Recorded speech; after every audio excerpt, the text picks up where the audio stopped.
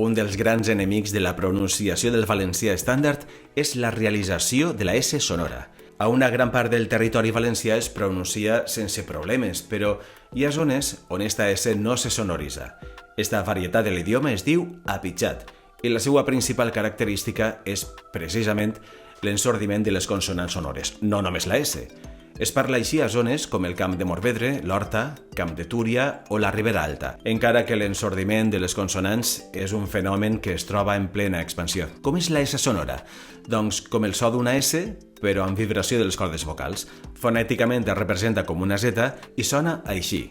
Zzz, zzz. Allà van algunes pistes per a poder identificar-la. La S se sonoritza si va entre vocals. Casa, presó, rosa, marquesa. També es fa sonora quan s'enllacen dos paraules, una que acaba en S i la següent que comença per vocal o so vocàlic. Per exemple, els enllaços, els homes, les excuses. La lletra Z sempre es pronuncia sonora. Zoo, protozou, benzina, zebra, zenit, pinzell, 14. Alguns grups consonàntics, com TZ, poden tindre una realització com a S sonora. Per exemple, horitzó.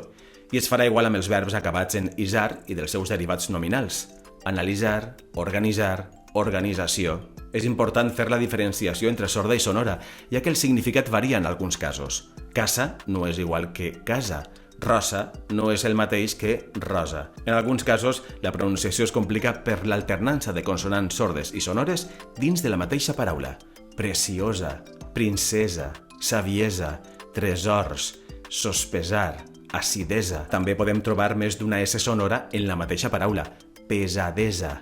I per últim, veiem casos on la S serà sorda sense sonorització. La S a començament de paraula és sorda, com en sorda, sospita, sismògraf. La S a final de paraula, si la següent paraula no comença per vocal, evidentment. Besos, pas, pèls. La C davant de E i I es pronuncia com a S sorda. Ciri, piscina, sessió, cirera, excés. La doble S sempre es pronuncia sorda. Impressió, passió, interessant, sessió, que sona igual. La C trencada sempre es pronuncia sorda. Casa, enllaç, capçalera, cançó, març. Dedicarem un vídeo especial per a la pronunciació de la X. En gran part dels casos és com si pronunciárem x o gz, però ja ho veurem en pròxims vídeos.